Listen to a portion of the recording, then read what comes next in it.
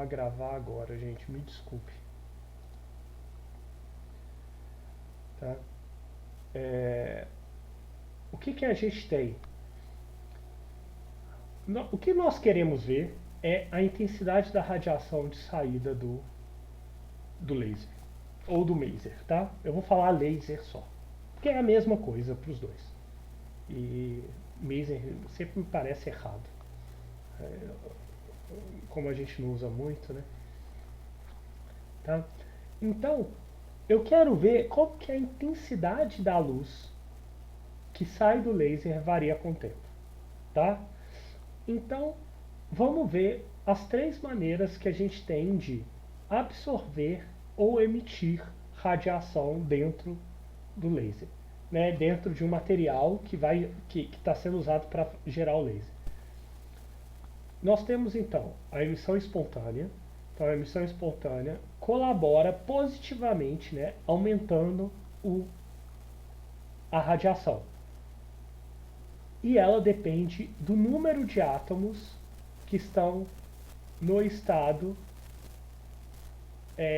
excitado. Então, esse estado que eu estou chamando nesse slide B. A gente tem a absorção, né? Então, então depende do número de átomos que está no estado fundamental e depende de quanto de luz que já tem, né, dentro do material, né, que está passando pelo material. Então, isso é importante. Então, quanto mais intensidade, maior a absorção. E a emissão estimulada é algo análogo à absorção, só porque com sinal invertido, que é, se eu tiver mais luz dentro do material, eu vou ter mais estímulo, porque eu tenho mais fótons. E quanto mais estados excitados, mais a possibilidade de eu liberar radiação. Tá? Então veja que eu tenho duas partes que aumentam a intensidade e uma que diminui. Tá? No equilíbrio térmico, eu vou ter um pedaço do nível. Eu vou ter essa relação entre a quantidade de átomos no nível excitado para o nível fundamental. Veja que no equilíbrio eu vou ter menos átomos excitados do que no nível fundamental. Tá? O que isso quer dizer? Que se eu tiver em equilíbrio térmico, eu não consigo gerar um laser. Eu não consigo fazer com que essa parte aqui domine a intensidade em relação a essa. Tá? Então eu tenho que estar fora do equilíbrio térmico. Então eu tenho. O que quer dizer fora do equilíbrio térmico? Quer dizer que eu tenho que estar ou retirando energia ou fornecendo energia para o meu sistema de maneira constante. Eu tenho que forçar ele fora do equilíbrio. Eu tenho que tirar ele do equilíbrio. Tá? E tem uma segunda coisa também que a gente tem que prestar atenção no laser. Veja que aqui tem umas constantes de absorção e emissão.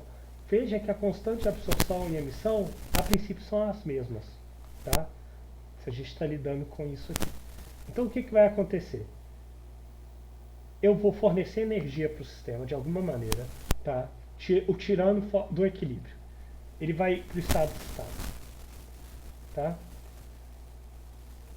Mas eu vou ter a emissão desses caras de maneira estimulada.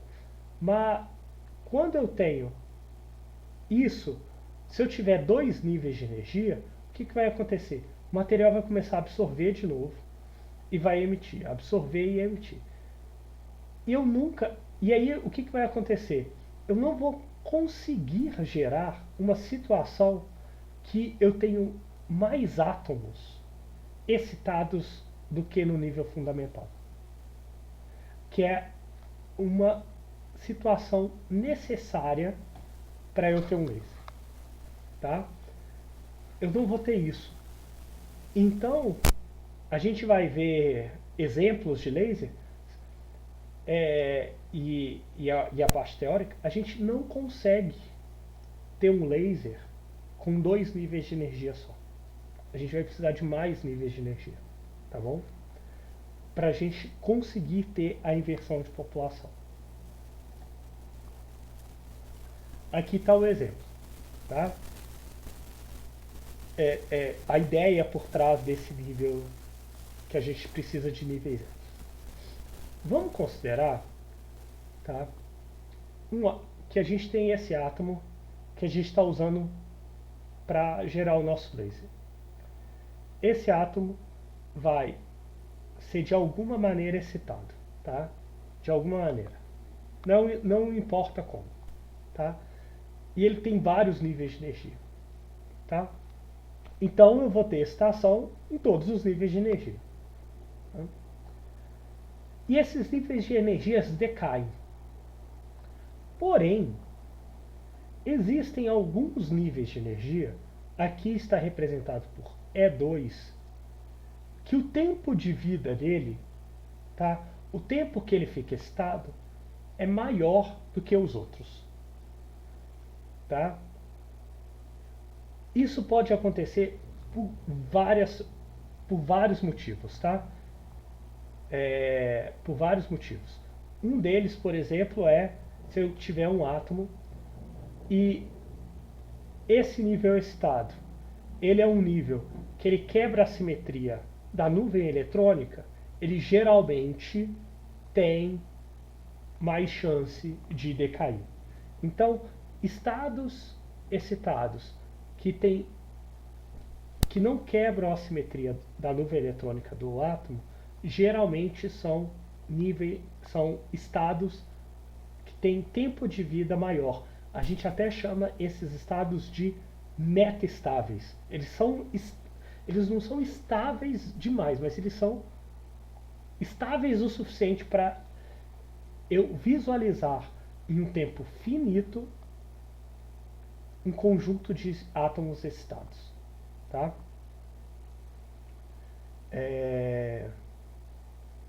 Então eu tenho essa situação aqui. Só rapidinho. Parece que o Matheus caiu. Tá. Só ver se ele vai voltar rapidinho, gente. Ficou claro essa ideia dos estados metaestáveis? Que a gente precisa desse tipo de estado? Ótimo, Thiago. Tá? Então, veja que então o laser, nessa situação, né, aqui que a gente está pensando, ele vai se dar nessa transição eletrônica entre o nível E2 e o estado fundamental, por exemplo, tá? Ou entre o E2 e o E1, tá? Então o estado vai ser de alguma maneira desse tipo, tá? O laser. Então vai ser com frequência, né? Os fótons com energia delta é E2 menos E0 ou E2 menos E1. Ah, professor, qual que vai ser? Depende do tipo de material que você está usando, tá? Então, isso pode variar bastante, tá? Como vai ser.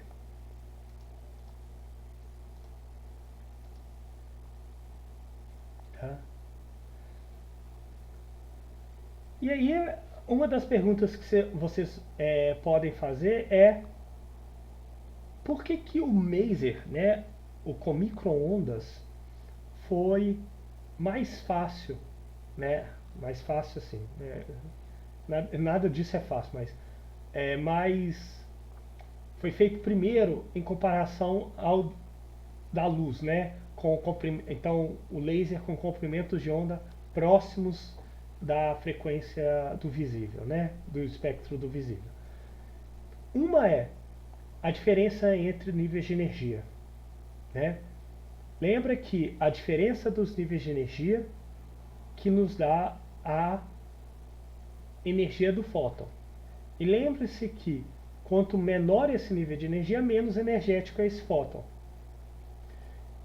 E isso quer dizer que tem chance da gente ter transições nos átomos que são mais estáveis. Então, a gente tem esses estados, esses meta-estados mais facilmente. Comparado com a ótica que a energia do fóton vai ser maior, então os níveis de energia são maior. Então a perturbação que eu tenho que fazer no átomo é maior, né? Pensando, né, nesse exemplo que eu dei, tá? E a outra coisa é, se a gente for pensar na emissão espontânea e na emissão estimulada, a gente tem razões entre a emissão espontânea e a emissão estimulada maior para o caso de transições que estão no nível do visível, né, para a luz. Então, para maior energia. Então, a chance de você ter uma emissão espontânea é maior do que no caso, por exemplo, de uma micro-onda, que a perturbação do átomo é menor, então se mantém mais. Então, a emissão estimulada acontece com menor frequência. Eu tenho mais tempo para fazer essa emissão estimulada. Tá? Então, isso também é outro fator importante do laser. Tá? Então, o que geralmente a gente vai ver no laser? Tá? A gente vai ver uma situação que eu forneço energia para o meio do laser, que vai gerar o laser, tá? Aqui representado por essa setinha verde, tá? Eu vou ter alguma relaxação, tá? Essa relaxação geralmente é não radioativa, no sentido que não gera um fóton. Na maioria dos casos, isso geralmente é convertido, essa energia, né, absorvida pelo átomo ou pelo meio, ela é convertida para temperatura. Então você aquece o sistema, tá? Colisão entre, por exemplo, em gás, você vai ter colisões, esse tipo de coisa, tá? Então eu tenho alguma relaxação aqui, e aí eu tenho um decaimento, tá? E aí eu posso ter um decaimento geral, e aí o que acontece? A gente vai ter um espectro largo aqui, tá? Geralmente. Ou eu vou ter algo que relaxa, vai para o nível metastável e depois decai. Essa situação aqui é exatamente a situação que a gente tem já algo um pouquinho mais estreito. Mas, de qualquer forma, normalmente também é algo um pouco mais largo, tá? Essa situação aqui do azul é mais larga do que a situação do vermelho, tá? Então, como é que a gente consegue gerar frequências bem finas, né, no laser? Geralmente a gente coloca isso dentro de uma cavidade que vai selecionar algumas frequências, algumas possíveis frequências. Então essas frequências vão ser mais estimuladas, porque a luz, essas frequências vão ficar mais dentro da cavidade, né? Tá?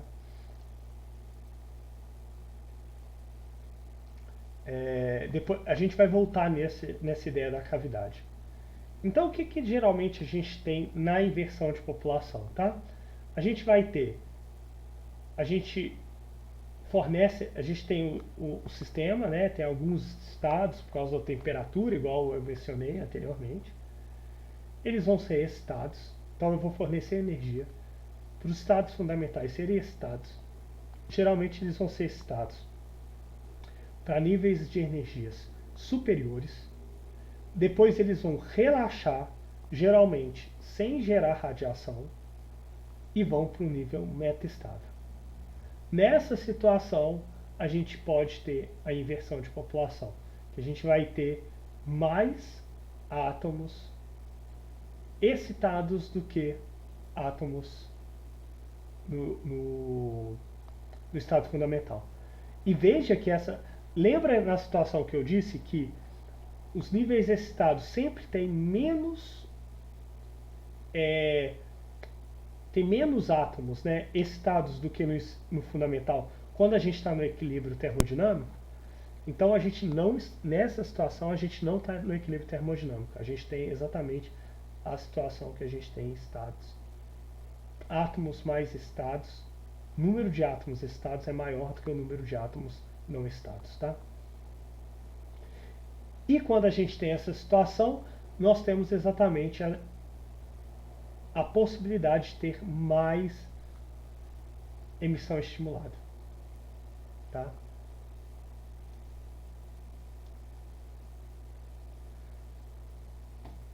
Aqui vou dar a ideia dos espelhos, né? Por que a gente coloca isso em cavidade, tá? Então eu tenho os átomos aqui. Aqui, por exemplo, é um laser que é um gás, o meio de ganho dele, né? O material que vai ser usado para gerar o laser, tá? Então eu tenho todos os átomos aqui no fundamental. Eu forneço luz eu forneço energia de alguma maneira. Nessa situação, nós estamos fornecendo usando uma outra fonte de luz, tá? Então a gente fornece, esses estados estão excitados. Então os verdinhos são excitados, tá? E aí, quando a gente tem essa situação, a gente começa a ter emissão espontânea, não estimulada, espontânea. E aí a gente vai ter em todas as direções. Porém, por causa da presença da cavidade, os fótons que são gerados na direção da cavidade, né, que batem aqui, eles ficam presos. E aí eles começam a estimular outros átomos, né, a terem a emissão estimulada na direção deles, né, junto com eles. Então o que a gente vai ver vai ser um conjunto de fótons sendo gerados sempre na mesma direção. E aí a gente tem uma cavidade lotada de laser, lotada de luz, com a mesma frequência, com a mesma fase, né, e na mesma direção. Exatamente o que representa um laser.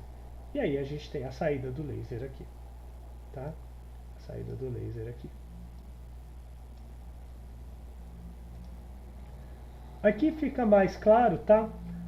Como que funciona essa cavidade. Então a gente tem, por exemplo, um laser, um fóton, que aí ele vai batendo na cavidade, né? Nos espelhos que formam a cavidade, tá? Essa cavidade, vocês podem pensar como se fosse uma cavidade de som. É análogo, né? Por exemplo, em uma flauta ou num trombone, alguma coisa assim, né? Que você tem um tubo que forma uma cavidade que vai te dar notas musicais ali, né? Então você seleciona as notas musicais com o tubo. Aqui a gente está fazendo algo análogo. A gente está selecionando a luz que é ressonante a essa cavidade, né? Que trava aqui dentro. Então ela vai ficar presa aqui dentro e vai selecionar uma frequência, como se fosse a nota musical, né? Aqui a gente está selecionando a cor, né, do laser. Então a gente tem um fóton que vai gerar 2, que vai gerar 4, que vai gerar 8. Então a gente vai estimulando, né, enquanto ele está aqui. E aí geralmente essas cavidades elas são formadas por um espelho 100%, pelo menos, tá? Por um espelho 100%, um espelho que é muito forte, geralmente acima de 90%, tá? Os lasers mais comuns são geralmente acima de 90%, que deixa sair um pouco de luz. E aqui é a saída do laser. Então, essa parte aqui é o laser, é o que a gente vê iluminando as coisas, tá? Ficou claro essa parte da cavidade? A importância da cavidade? Beleza. Alguma dúvida sobre essa parte? A importância da gente ter.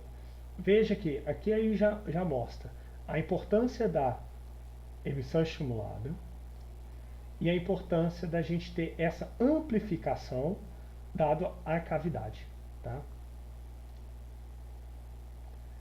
Então, esses foram os primeiros pessoas a inventarem o laser, né, a conseguir fazer um laser. Foi então 1957, veja que alguns anos depois do Maser, tá? E como é que foi esse laser, tá? Eu vou explicar esse laser e aí vocês vão ver que a gente vai ver outros, mas vocês vão ver que são bem análogos. Praticamente todo laser funciona do mesmo jeito, tá?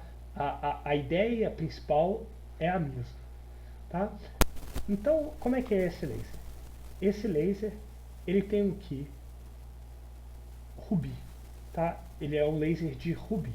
Então, o material que a gente tem, que vai sofrer as transições, né, de absorção, transmissão, absorção, emissão espontânea e emissão estimulada, é o rubi, tá? O rubi é óxido de alumínio e tem alguns dos átomos substituídos por cromo, tá? Essa substituição, né, esse efeito vai gerar essas bandas, tá, de energia aqui, tá? E nós temos, então a gente tem o meio, agora a gente tem que fornecer energia para esse meio. Como é que a gente fornece, como é que eles forneceram energia para esse meio? Luz. Um tubo, né, tipo aquele é, de lâmpada de mercúrio, tá? Em volta aqui do rubi, que fornece luz que fornece energia para o meio. Esse fornecimento de energia vai fazer com que as transições sejam acima aqui, né, para essas bandas E3, E4, tal. A gente tem as transições aqui, ó. Aqui está explicitando, né, transições não radioativas, tá? Que vai para esse E2. E aí a gente tem a transição radioativa que vai gerar a luz em 700 nanômetros, né, por volta de 700 nanômetros, que é um vermelho, tá? Então a gente tem essa situação, beleza? Então esse foi o primeiro laser que foi feito, tá? Eu vou mostrar aqui, vamos fazer um quiz aqui, né, igual a gente fez na aula passada. Vamos ver aqui, ó, o espectro do titânio safira. O titânio safira, tá? Também é um meio muito comum para lasers, tá? E é um meio também que a gente usa luz como fonte de energia, tá? E aí a gente tem o espectro de absorção e o espectro de emissão. E eu pergunto para vocês, aqui, ó, tá? Podemos afirmar que há transições intermediárias entre a absorção e a emissão olhando somente esse espectro? Eu vou dar um tempo antes de abrir a enquete, só porque tem gente com celular, tá? Que aí tampa a tela. Pensem aí com calma e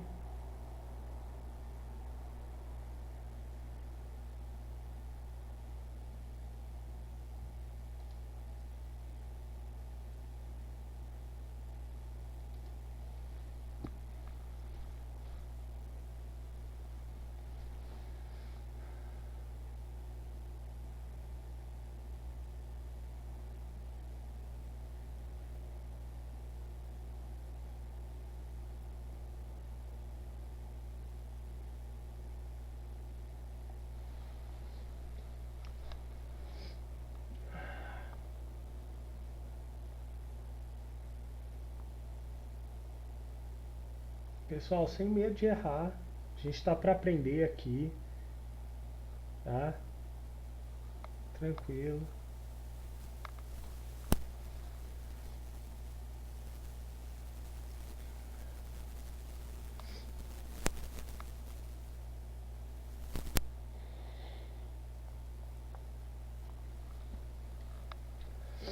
Vou dar mais 10 segundinhos.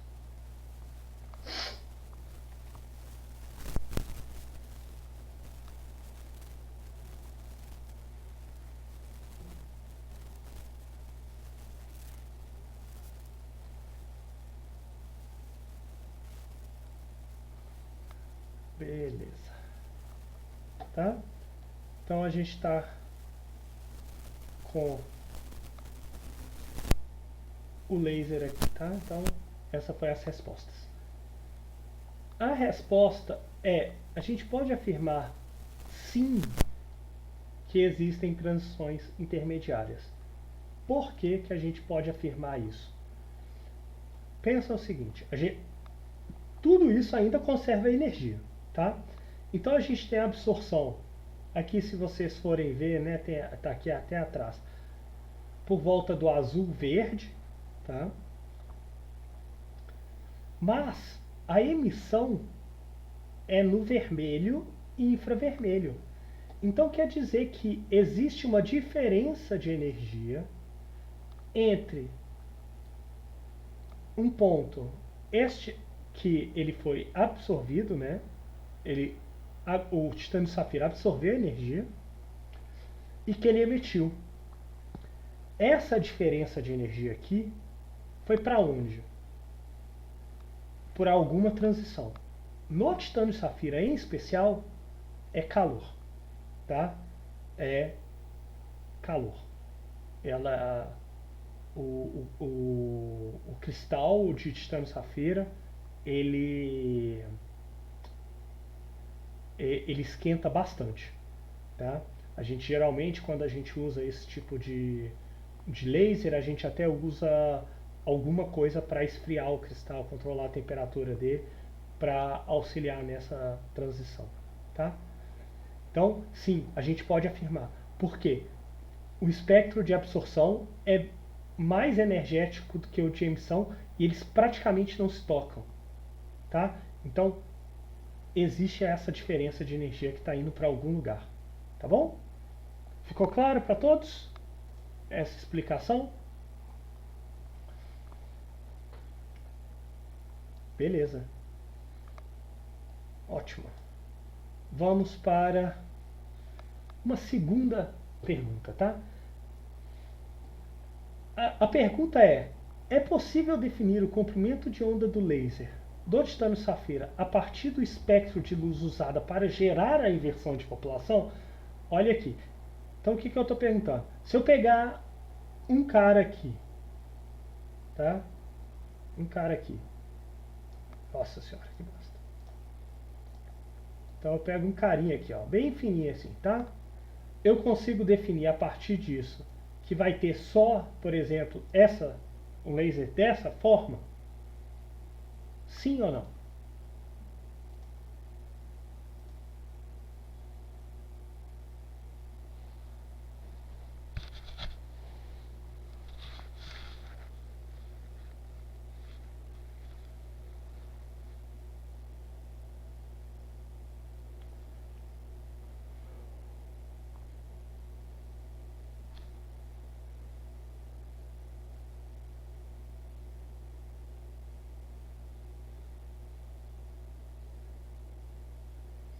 Mais 10 segundinhos para vocês responderem.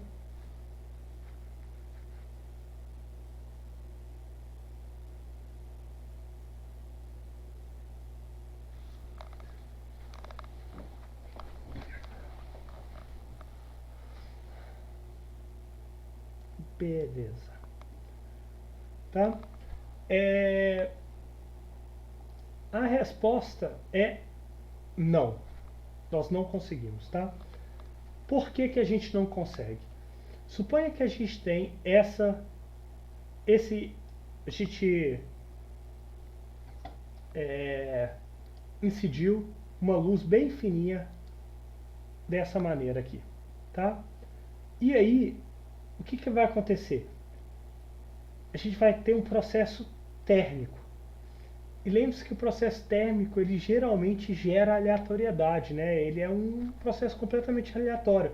Então, dependendo de como é liberado calor, pro meio, né? Essa energia pro meio em forma para aumentar a temperatura, ela pode ser gerada aqui, pode ser gerada aqui, pode ser gerada aqui. Então não tem nada que a gente consiga controlar no laser, mesmo usando uma faixa bem estreita, onde vai ser a emissão, tá? Exatamente por esses processos não radioativos, geralmente eles envolvem colisões, eles envolvem aumento de temperatura, então eles envolvem processos que são muito aleatórios, tá? Então a gente não consegue controlar, tá? Então isso é a razão que, mesmo jogando uma luz bem fininha aqui, né, com um espectro bem fininho, a gente ainda vai ter o espectro grandão, tá? O que vai acontecer se a gente tiver diferentes luzes aqui, tá? Se eu usar, por exemplo, pegar o azul aqui ou o verde, o quanto que vai aquecer, tá? É praticamente isso, tá? Ok. Ficou claro a explicação? Por que não pode, a gente não consegue fazer essa seleção, tá? Se a gente for pensar, só voltando aqui, se a gente for pensar, geralmente esses níveis de energia aqui, eles são uma banda também, tá? Porque eles podem sofrer colisões e mudar pouquinho, né? Mudar aos pouquinhos, tal. Então tem várias coisas que podem acontecer aleatoriamente. Então ele pode sofrer uma colisão e ir direto, ele pode sofrer várias colisões e ir devagarzinho. Então varia bastante, tá? A gente pode esses dois slides umas divisões que a gente pode fazer com os lasers, tá? Uma das primeiras, o comprimento de onda é o mais característico do laser, né? Mas a gente pode agrupar os tipos de laser, por exemplo, aqui nesse slide, por como a gente fornece energia para o meio que gera o laser, tá? Então a gente tem os primeiros que a gente fornece de maneira eletrônica, tá? Então geralmente é por corrente. Então o laser de diodo, por exemplo, ele é sólido, é uma corrente no material. Então a gente fornece, aplica uma tensão e aí a gente vai ver as transições acontecendo. Nos outros aqui, por exemplo, o neônio, que é um gás, a gente faz algo bem parecido com a lâmpada de mercúrio, que a gente passa um feixe de elétrons, né? E aí as colisões desses elétrons que passa por esse gás, né, com os átomos desse gás, fornece energia, tá? Então é por colisão elétron-átomo, tá? Nós temos os que são oticamente, a energia é passada oticamente, mas eles usam uma lâmpada. Então é uma lâmpada, por exemplo, igual o de Rubi, é uma lâmpada que fornece energia, tá? Então um dos mais comuns é esse aqui, que é um laser de pigmento, né? Que a gente tem um líquido com pigmento, e esse pigmento dentro desse líquido que vai gerar o laser, tá? Ele é o meio ativo, né? O meio que absorve e emite. A gente tem alguns lasers que eles são bombeados por outros lasers. O titânio safira, por exemplo, que eu mencionei, é um deles. E esse também, esse laser que é com pigmento, também é um desse tipo de laser, tá? Que também pode ser bombeado por laser. E a gente tem lasers que são bombeados por lasers de estado sólido. Esses aqui, geralmente, tá? Eles têm alguma coisa, tá? A gente tem um laser de estado sólido, geralmente é um laser de diodo, tá? Então ele é bombeado por um laser de diodo. E esse estado sólido quer dizer que tem algum material extra que vai modificá-lo, o laser. E pode ser várias maneiras, tá? A gente pode ter o laser sendo, tipo, o padrão, tendo inversão de população, etc. Pode ser por ótica não linear, então interação não linear da luz com o material que geram efeitos de mudança de cor do laser, tá? Então tem esse tipo de coisa, tá? Por que a gente... Aí você me pergunta, pô, eu já tenho um laser, por que eu vou pegar um laser e usar ele para fazer outro laser? Geralmente, o que a gente usa isso é para a gente ter controle da cor do laser, tá? Então a gente usa esse tipo de método para mudar a cor do laser, tá? Outra forma da gente agrupar os lasers são os lasers se o material é gás, líquido ou sólido. Então a gente tem os lasers gasosos, onde os lasers de argônio e criptônio e o heliônio são os mais comuns, tá? O argônio é muito comum, ele gera em ultravioleta e o heliônio no vermelho, né? A gente tem os lasers de pigmento, né? Que aí eles geram em vasta é bem amplo esses que a gente consegue chegar usando esses lasers. Eles têm alguns problemas, mas a vantagem dele eu consigo, mudando a tonalidade da coloração, eu consigo mudar o tipo de laser. Então isso é muito legal. E os de estado sólido, que aí geralmente são, por exemplo, o diodo são semicondutores ou algum outro tipo de material, né? A gente tem o titânio safira, por exemplo, que é um cristal, né? Então, que é o meio de ganho. Então, a gente também tem esses agrupamentos, né? Dependendo do tipo de sistema que a gente está lidando, tá? Vamos falar agora das principais características que a gente vê em praticamente todos os lasers, tá? O primeiro que a gente vê é coerência, tá? Então, quer dizer que o laser, por exemplo, em experimentos, a gente geralmente usa lasers para ver interferência, né? Exatamente porque ele é coerente, então ele tem bem definido a fase.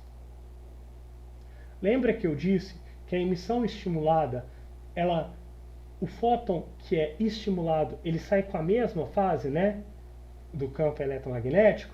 Então é isso que eu estou dizendo. Então isso implica que a luz gerada pelo laser vai ser coerente, tá? Então a gente vai ter, por exemplo, várias coisas disso. Então um dos casos você não consegue montar hologramas, né, que vocês viram já, usando outro tipo de fonte que não seja um laser. Exatamente porque o laser é coerente.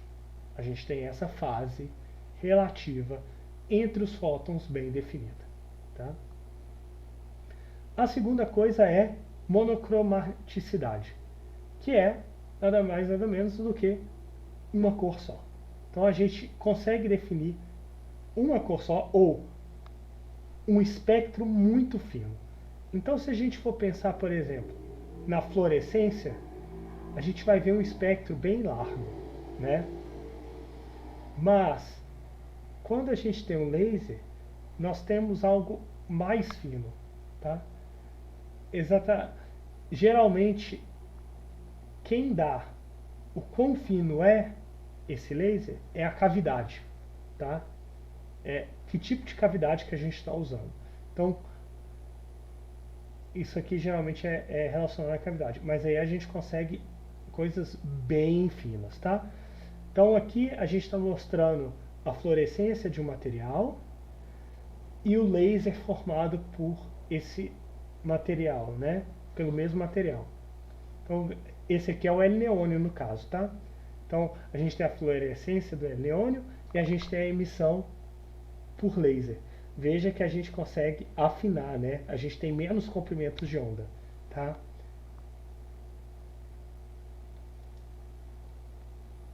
E a terceira coisa é a colimação. Lembra que a emissão estimulada, além dos fótons estarem em fase, né, com a mesma fase, eles saem na mesma direção. Então a gente consegue que a luz seja definida sempre em uma direção só. Então a gente tem uma concentração da energia da luz gerada muito muito forte comparada a outros tipos de fonte de luz, tá? Então essas são as três principais características do laser, tá? Alguma dúvida nessas três características?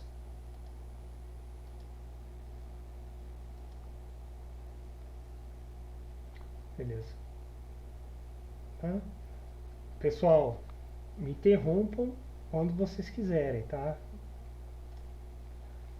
Vamos para essa enquete aqui agora, né? Essas perguntas. Mesmo pensando agora atualmente de novo no titânio safira. Se a gente tem o espectro de emissão do titânio safira, seria possível eu ter dois lasers ao mesmo tempo? Deixa eu mudar a cor aqui para ficar mais fácil de vocês verem.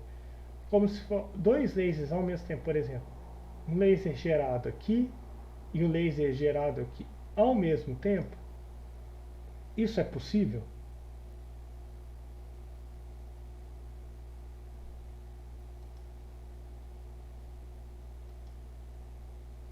Vou abrir a enquete aqui.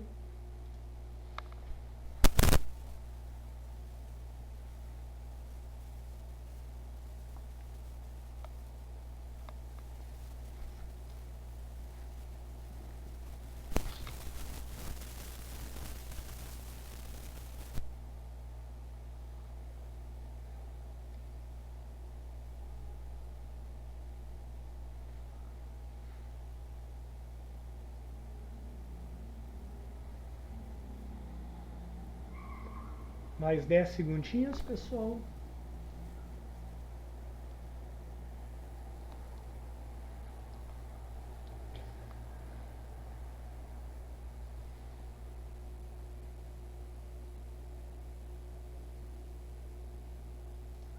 Beleza.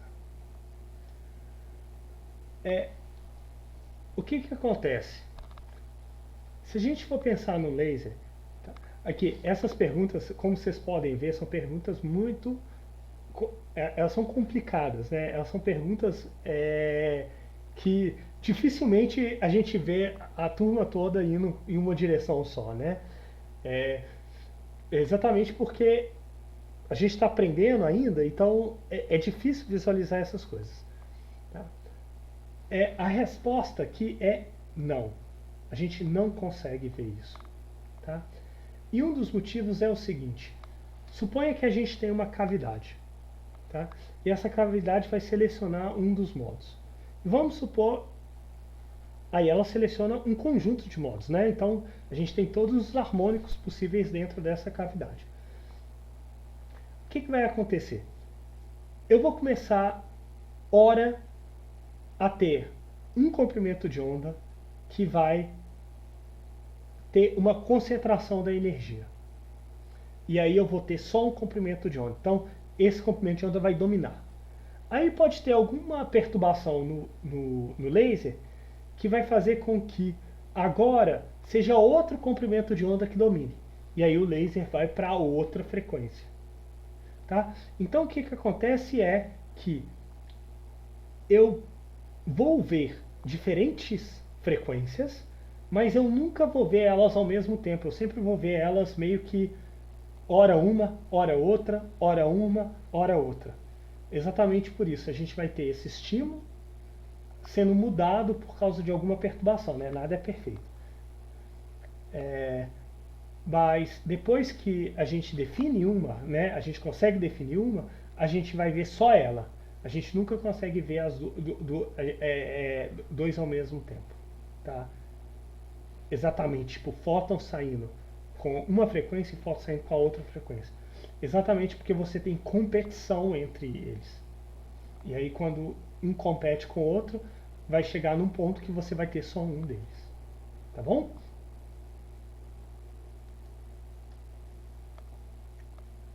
Aqui, ó. Que é bem legal esse.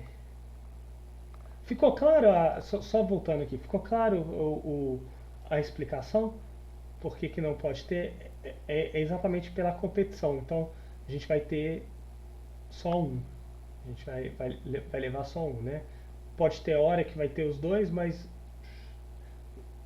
ao final vai se concentrar em um deles só.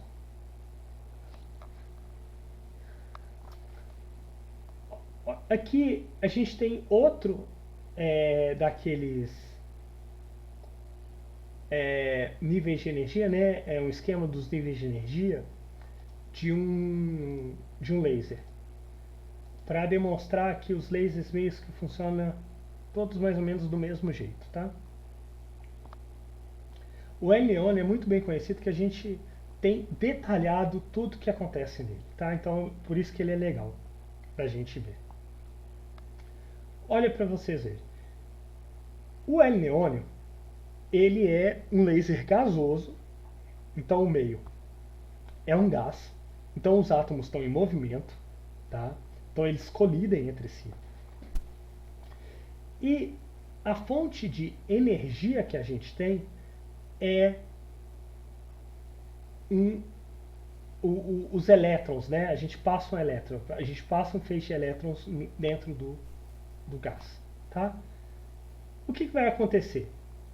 Os elétrons vão colidir, principalmente com, aqui, né, o que gera o laser vai colidir com o neônio e com o hélio, né, o gás, os átomos de hélio e o de neônio. Mas só quando colide com o hélio que a gente pode começar a ver laser, tá? Então colidiu com o hélio. O hélio vai absorver a energia desse elétron e vai ser excitado, tá? Vai ser excitado.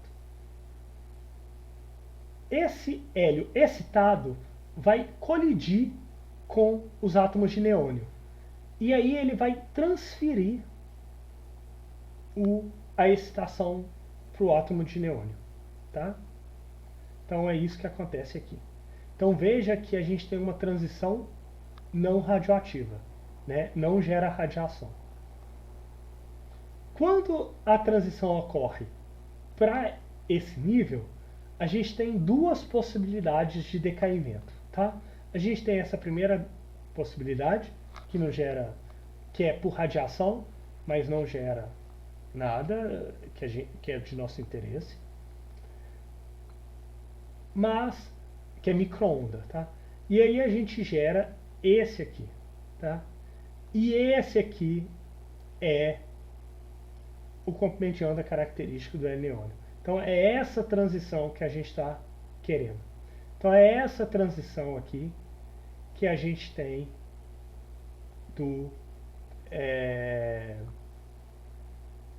que gera o laser de L-neônio.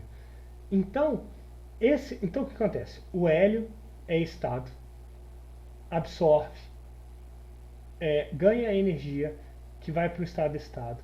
Esse estado-estado, né, o hélio estado, colide com um átomo de neônio, e agora o átomo de neônio fica excitado e o hélio volta para o estado fundamental. Aqui, esse cara aqui é aqueles estados metaestáveis que eu mencionei. Então ele demora para decair. demora para decair. E aí, quando decai, ele pode decair aqui, liberando um fóton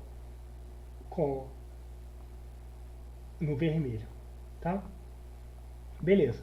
Posteriormente, o neônio tem que voltar para o estado fundamental para a gente ter, né, o laser funcionando sem parar. Quando que então a gente tem uma transição radioativa, tá? Aqui, e depois a gente tem uma difusão na parede, que é colisões com a parede e ele volta para o estado fundamental, tá? Então é isso que acontece. Olha que interessante. A gente tem transições por colisão do elétron com o átomo, átomo-átomo, tem o decaimento, que é liberando radiação, que é o que a gente quer.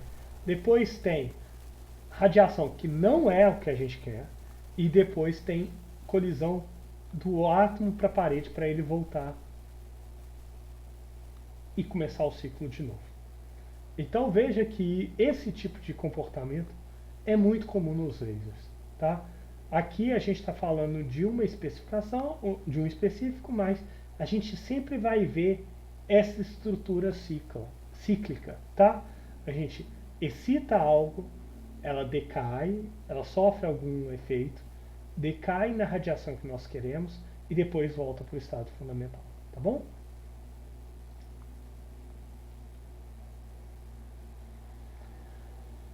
Aqui é outro tipo de laser, que é os de argônio e os de criptônio e os de xenônio.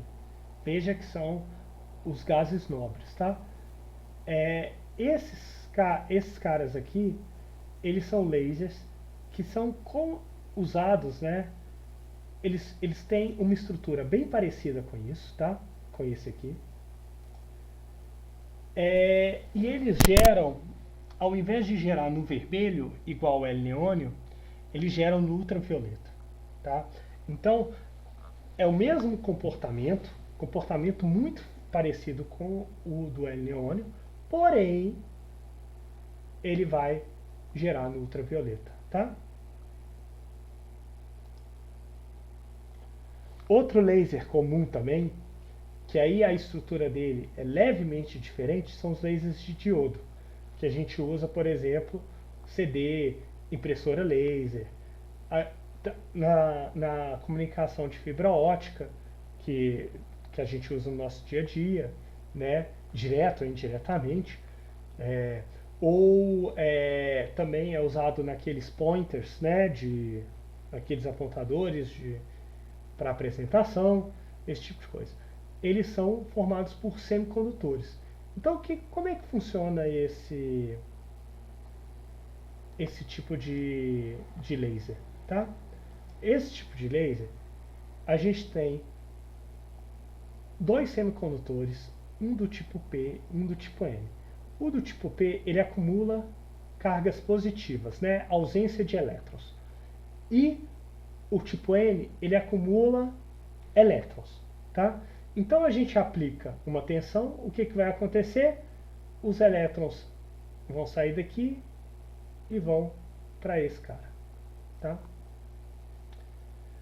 Então a gente tem um elétron, uma falta de elétron aqui e um elétron aqui. E a gente tem algo que isola eles, tá? O que vai acontecer? Dependendo do que acontece, a gente vai ter por emissão espontânea, a gente vai ter um elétron saindo do N e indo para o P. E aí, dependendo de como a gente monta, a gente vai definir o comprimento de onda do fóton gerado aqui. Então, dependendo do fóton, então tem essa recombinação, a gente tem um fóton. E aí, o fóton, a gente pole as faces aqui. Então, o que vai acontecer? Esse fóton vai bater aqui e vai ficar aqui. E ele vai estimular novamente recombinações, como se fossem as transições atômicas de um átomo. Tá? Então aqui a gente não tem transições atômicas, mas a gente tem transições de níveis de bandas de um semicondutor, tá? E aí a gente vai ter a emissão, e aí então a gente vai ter a emissão estimulada aqui dentro e a emissão do nosso laser, tá? E aí, por a gente ter esse tipo de estrutura bastante compacta, a gente tem que lasers que são muito compactos, como leitores de CD, pointers, impressora laser e mesmo de fibra, são muito pequenos. A gente consegue fazer esses dispositivos muito pequenos usando isso. Então essa é a principal vantagem desse tipo de laser, tá? Além de ser barato, né, comparado com os outros, tá? Um outro tipo de laser que eu queria mencionar é o titânio safira, que a gente fez as perguntinhas, né? O titânio safira, ele é bombeado por outro laser. Então a fonte de energia dele é outro laser. No caso aqui, essa foto aqui é de um laser que foi fabricado lá na USP, tá? É um laser feito por eles, que eu trabalhei durante um tempo com ele, fiz modificação, brinquei bastante com ele aqui. O cristal de titânio safira tá aqui, tá? Ele fica aqui dentro. E aí a gente tem o seguinte, a gente tem um laser verde que é focalizado no cristal, e esse cristal vai florescer, ele vai brilhar, tá? Por emissão estimulada. E aí a gente tem essa cavidade, então a gente tem esse espelho, esse espelho, esse espelho e esse espelho aqui, ó, que forma tipo uma borboleta, que aqui fica mais fácil da gente ver, ó, no esquema, tá? Forma a cavidade que vai nos dar a direção. E esse espelho aqui é semi-transparente, o laser sai nessa direção, tá bom? Então é isso que a gente vê nesse laser de titânio safira. Aqui a gente tem então a fonte de luz sendo outro laser, aí a gente tem o titânio safira que vai gerar a luz, e aí aqui, igual eu mencionei anteriormente, ele gera o espectro inteiro. E se vocês lembrarem, é um espectro muito largo. É de 600 a 1100 nanômetros. Então, esse laser aqui é interessante porque, usando o mesmo laser aqui, a mesma fonte verde, a gente consegue gerar lasers com vários comprimentos de ondas diferentes. Então, ele é muito utilizado para a gente visualizar a espectroscopia, para fazer espectroscopias, né? Quando a gente precisa ter uma sintonização desse laser de maneira muito fina e larga, né? Fina no sentido de a gente tem algo bem fino, então a gente consegue controlar, por exemplo, só um nível de energia do átomo. A gente consegue fazer isso com esse laser. Mas a gente consegue varrer vários níveis de energia. Então, esse cara tem esse tipo de aplicação. Tá? Quais são as aplicações do laser? De laser, né? Um deles é telemetria. A gente usa um laser, né? A luz bate e volta. E aí a gente tem um sensor aqui embaixo. Então, pelo tempo que a luz viaja para ir e voltar, a gente consegue saber a distância. O caso talvez mais emblemático seja quando nós visitamos a Lua, foi colocado um espelho na Lua, tá? E aí a gente consegue medir a distância da Terra à Lua usando um laser, que a gente joga o laser, bate no espelho, volta, e aí a gente vê o tempo, e aí a gente consegue, pelo tempo, saber com muita precisão a distância da Lua. Atualmente, essa precisão chega a 3 centímetros nesse observatório McDonald's no Texas.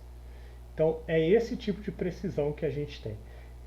E aí aqui, o que, que a gente está usando do laser, né? Qual que é a propriedade que a gente está usando do laser? Que a energia está concentrada, então mesmo que seja absorvido alguma coisa na atmosfera, a gente vai conseguir ver um sinal diferente, não nulo, na volta. E dois, a gente sabe exatamente a direção que ele está indo. Então a gente consegue exatamente bater no espelho bem pequenininho na Lua e voltar e saber exatamente o que está acontecendo, tá? Existem outros que não são tão sofisticados aqui, eu peguei esse exemplo, é o mais sofisticado, né? Mas, por exemplo, tem alguns equipamentos que arquitetos e engenheiros usam, é, que medem, por exemplo, as distâncias usando lasers de infravermelho, usando exatamente esse mesmo método, tá? Então, sai um laser, bate, volta, e aí a gente consegue medir, tá? Então a gente mede o tempo. Outro tipo de aplicação de laser é a aplicação da energia estar extremamente concentrada. Então a gente consegue fazer lasers de muita potência, que a gente consegue, por exemplo, cortar praticamente tudo. Tá? Então, para a gente fazer cortar metais de maneira bem específica, a gente usa esse tipo de laser. Então, praticamente, é, por exemplo, porta de carro, né? A gente tem que fazer um desenho bem específico, né? Não é um corte reto, é algo mais desenhado. A gente precisa desse tipo de equipamento para conseguir fazer, tá? Se vocês forem atrás, vocês vão ver que as portas dos carros vão ficando cada vez com mais suaves, tal, exatamente por causa disso, né? Esse equipamento vai melhorando, né? Esse tipo de corte de, de chapa vai melhorando, então a gente vê esse tipo de comportamento. Nós temos os lasers de diodo, tá? Os lasers de diodo, igual eu já mencionei, eles são usados em várias coisas de informática, né? E para pointers, exatamente por eles serem muito pequenos. Esse aqui é um laser de diodo que a gente usa para sintonizar, que aqui é o laser aqui, e aí a gente usa uma grade de fração aqui para formar uma segunda cavidade que a gente consegue controlar exatamente qual que é a frequência do laser. Esse tipo de laser aqui, homemade, ele é muito comum para espectroscopia, para a gente ver algumas coisas em espectroscopia. A gente é bem interessante, tá? A gente tem as aplicações médicas, e aí a aplicação médica assim, são infinitas, tá? Fotocoagulação, né, para sarar a hemorragia, né? Cauterização para também, né, para a gente conseguir parar algum sangramento, tal. Terapia fotodinâmica. Eu não vou falar exatamente, só vou passar aqui rapidamente, tá? Cirurgia de vista de olhos, ginecologia, então tem alguns tratamentos para algumas doenças ginecológicas que você consegue usar para otorrinolaringologia, então alguns tratamentos nas cordas vocais são feitos com laser, no intestino, na pele, no dente. Então assim, é variado demais, tá? E aí, geralmente a gente, em medicina, a gente está usando algo que a gente consegue acertar um ponto, né, que a gente quer fazer o tratamento. Então a colimação é importante. A gente coloca energia muito forte em um ponto, sem danificar o entorno. Então a gente consegue se concentrar só naquele ponto específico. Então isso é muito interessante para a gente fazer para usar em medicina, né? Então a gente poderia usar uma luz qualquer para fazer o tratamento, mas com o laser a gente consegue concentrar e focalizar e ver direitinho o que está acontecendo. Tá? Informática que eu dei aí os exemplos, né? Os principais são CD e DVD, leitor de código de barras, impressora laser e as nossas queridíssimas fibras ópticas, tá? E aí veja que já na informática a gente vê um amplo espectro, né? A gente tem no CD, DVD e impressora e no código de barras, a gente está praticamente no visível, tá? Veja que a gente está no visível, infravermelho bem próximo, né? 780, 760, infravermelho próximo. E na telecomunicação já é um infravermelho um pouco mais distante. E mesmo assim a gente consegue ter laser nesse tipo de situação, tá?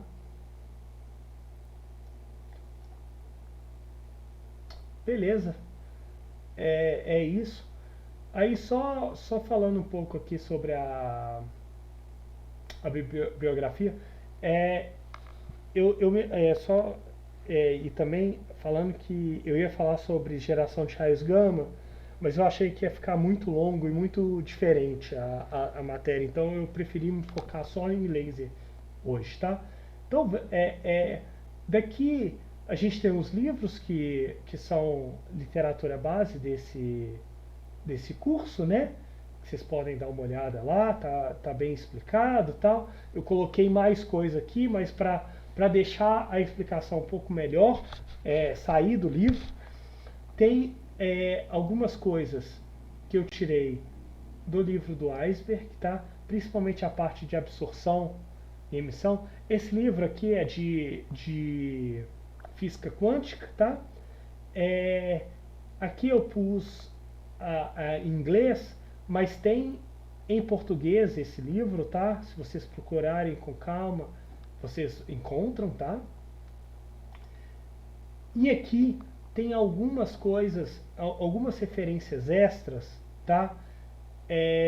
Sobre aplicações de laser e mais ou menos e algumas coisas, por exemplo, aqui falando sobre as aplicações em medicina, aplicações em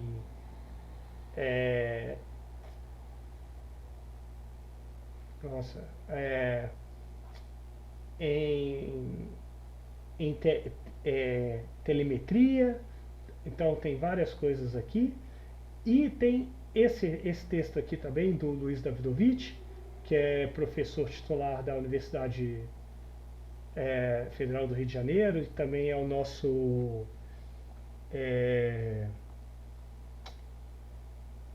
presidente da Sociedade Brasileira de Ciência. Ele tem algo bem mais detalhado, tá? Eu mostrei aquelas equações, tal, mas nessa matéria eu não vou cobrar nada muito pesado em conta, não é isso que a gente quer. Aqui nesse texto do Luiz Davidovich tem melhor explicado, com mais detalhes, tal. Ainda não é tão avançado que a gente tenha que ver coisas de mecânica quântica mesmo, de física estatística, mas já é um pouco mais avançado e eu acho que vale a pena dar uma olhadinha, tal, tá? Para quem tem interesse nesse tipo de matéria, tá? Então, pessoal, é isso. Por hoje é só. Alguma dúvida? Ficou algo que vocês queiram perguntar, discutir sobre o que foi dado?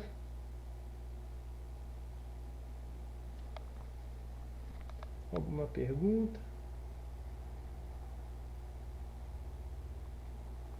Tá?